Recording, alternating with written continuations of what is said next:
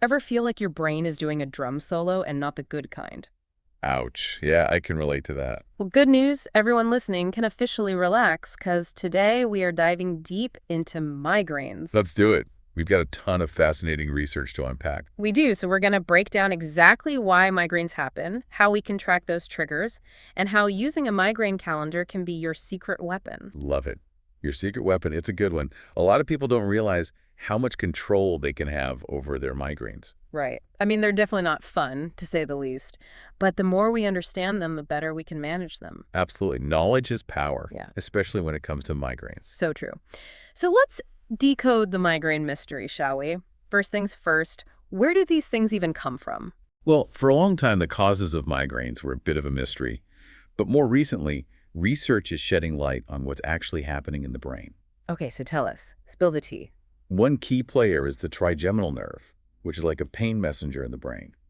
When that nerve gets activated, it sets off this chain reaction, leading to inflammation and changes in blood flow to the brain. So it's like a domino effect, starting with this nerve. Exactly. Yeah. And that cascade of events is basically what we experience as the throbbing pain of a migraine. So this nerve is kind of like an alarm system, and in this case, the alarm is going haywire.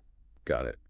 What about chemicals in the brain? I've heard serotonin is involved somehow. Yeah, serotonin plays a pretty big role. You see, during a migraine, serotonin levels tend to fluctuate, and those fluctuations, well, they affect blood vessels in the brain, causing them to constrict and then dilate, and that contributes to the pain. So it's like a roller coaster ride for your blood vessels, and not the fun kind. Yeah, that's a good way to put it. This is all so interesting. Okay, now there's one thing I found really surprising in the research. The gut microbiome. Could you elaborate on that connection a bit? Yeah, definitely. That's actually a cutting-edge area of research right now, and there's more and more evidence that suggests that an imbalance in the gut microbiome, that's the community of bacteria living in our digestive system, it can actually trigger inflammation throughout the body. Wow, so the bacteria in our gut could be contributing to those headaches. It's like everything is connected. Right. It's pretty amazing. And that inflammation, like we were talking about earlier, can be a key factor in setting off that whole migraine cascade. Wow. Okay, so we've talked about the causes, but what about how migraines actually feel? And I don't just mean the pain. I'm talking about those weird, sometimes almost unbelievable symptoms. Oh, absolutely. You're right to bring that up. Migraines can manifest in a ton of different ways, and some of the symptoms can be super strange. For example, some people experience aura, which can involve some pretty wild visual disturbances. Yeah, and we're not just talking about seeing spots. No, not at all. Some people describe something called visual snow. Visual snow. Yeah, it's basically like looking at a static TV screen. Yeah. And it can be extremely disorienting. I bet. Okay, but aura isn't the only strange symptom, right? Oh, definitely not. Migraines can really mess with all of your senses. Yeah. A lot of people experience heightened sensitivity to light and sound, but even smells can become unbearable triggers during a migraine. Really? Like what? Give me an example. Perfumes, for example, can suddenly become completely overwhelming and can actually even contribute to the pain. It's like your senses are just on overdrive, picking up everything at once. Yes, exactly. I can see why that would be so debilitating. Okay, so now that we've unpacked some of these, let's be honest, kind of surprising causes and symptoms, let's talk about something a little more actionable. How can we actually identify the triggers that set off these migraine episodes? It's like you have to become a detective or something, right? Yeah. Trying to figure out what might have caused it. Exactly. Like Yeah. what happened? What did I eat? What did I do? Were there any flashing lights around?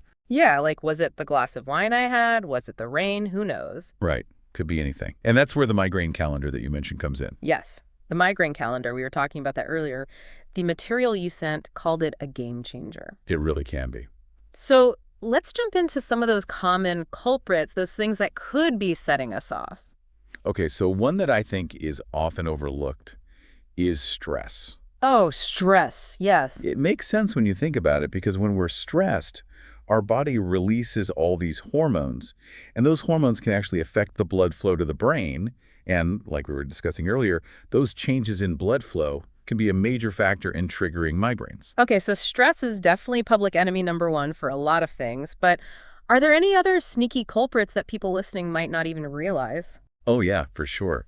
Food can be a big one for people, Food, yes. especially things like aged cheeses, like blue cheese. Oh, really? They have a compound called tyramine, And that can be really problematic for Yeah. people who get migraines. So that cheese plate at the party is not the best bet.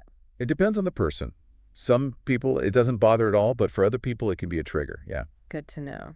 Okay, anything else on the food front? Processed meats are another one. Okay. They often contain nitrites, which, again, some people have problems with those and can trigger migraines. So what are some good things that people can eat? So we've got to cut out the cheese, cut out the processed meats. What can we have? Lean protein sources, chicken, fish, tofu, and there's so many plant-based options available now, which is great, veggie burgers and things like that.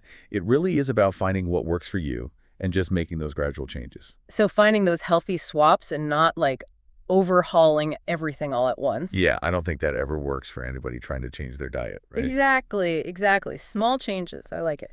Okay, what about hormones? Oh, hormones, yes, that's another big one. Especially for women, I would imagine. Especially for women, yeah. So hormonal fluctuations, particularly changes in estrogen levels, can be a significant trigger for a lot of women. And that's why it's really common for women to experience migraines around their menstrual cycle. Oh, yeah, that makes a lot of sense. Hormones can just wreak havoc in so many ways. They really can.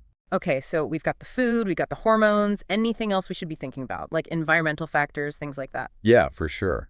Bright or flickering lights. Oh, yes. The worst. The worst. Everyone knows that one.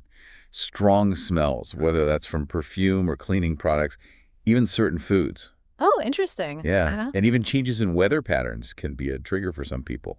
It's like our poor brains are just like, what is happening? They're so sensitive to all the things. They really are. But this is where the migraine calendar comes in. Yes. It's like our little weapon to combat all these different things. Exactly. So walk us through it. What exactly should we be tracking in this calendar? Okay, so first and foremost, date and time of each migraine. Okay, so we're getting specific. Be as specific as possible. Don't just write down like Tuesday. Try and remember like it was 2:00 p.m. when this migraine hit.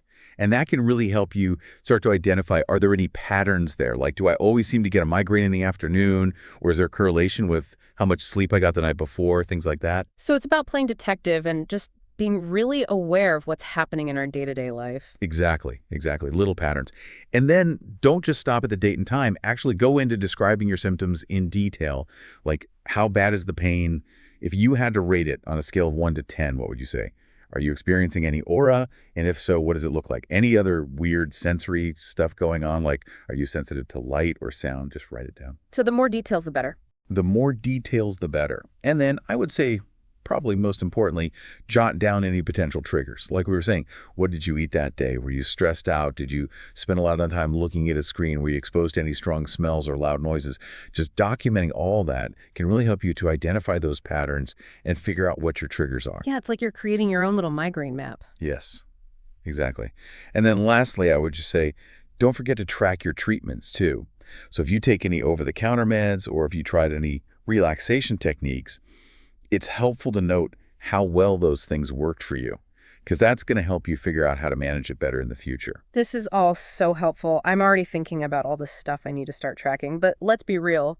Even with the best of intentions, remembering to actually do it, that's the hard part. Yeah, you're preaching to the choir. Consistency is key, though. It's like anything else we want to make a habit. Right. Exactly. Like exercising more or flossing. The more we do it, the more it just becomes second nature. Totally. So maybe keep your migraine calendar somewhere you'll see it every day, like on your bedside table or next to your journal.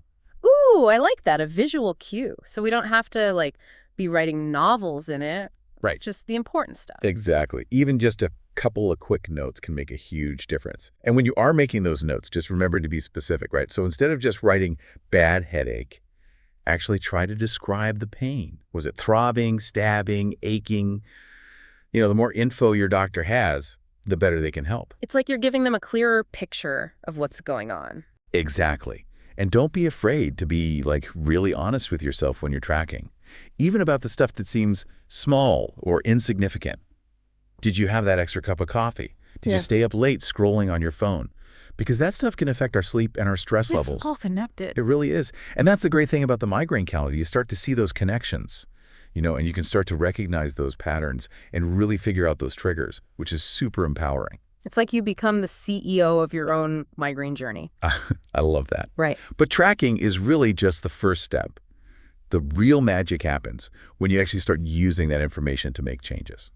Okay, so we've identified our triggers, we're tracking our symptoms. Now what? What can we actually do to prevent these things from happening in the first place? Well, like we were saying earlier, diet can play a huge role. Okay, so give us some more tips. It's really not about depriving yourself. It's about making those small swaps. Like if you notice aged cheese is a trigger, maybe next time go for hummus and veggies instead. So finding those healthier alternatives. Yeah, instead of that sugary processed snack, grab a piece of fruit, things like that. Okay, I like it. Sustainable changes. What about exercise? I know that's always the recommendation for everything. Can it really help with migraines? It really can.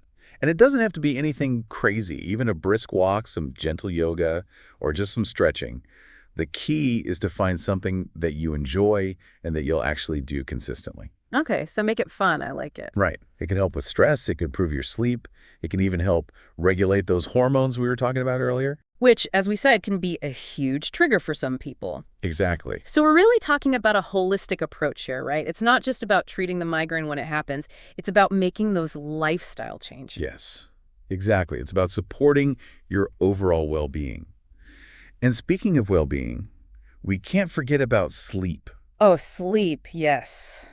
Always important. So essential. For everything. For everything. Having that regular sleep schedule, a relaxing bedtime routine, and making sure you're actually getting enough sleep can make a big difference. Yeah, I am definitely guilty of sacrificing sleep, but I am realizing more and more just how crucial it is. Yeah, it all ties back to everything else we've been talking about, managing stress, making those healthy choices, and getting regular exercise. It's all connected. It's all about balance. Well, this has been amazing. We've learned so much about the science behind migraines, the common triggers, and how something as simple as a migraine calendar can be so empowering. It is, and the cool thing is that research is always evolving, so as we learn more, who knows what other cool new treatments we'll find. That's a great point. So as we wrap up here, any final words of wisdom for our migraine warriors listening? I would just say you are not alone. Migraines are so incredibly common, so even though it can feel really isolating when you're going through it, millions of people around the world are dealing with the same thing. So arm yourself with knowledge, talk to your doctor, make some changes, and live your best life. Amazing. On that note, everyone, happy tracking. We'll see you next time for another Depth Dive.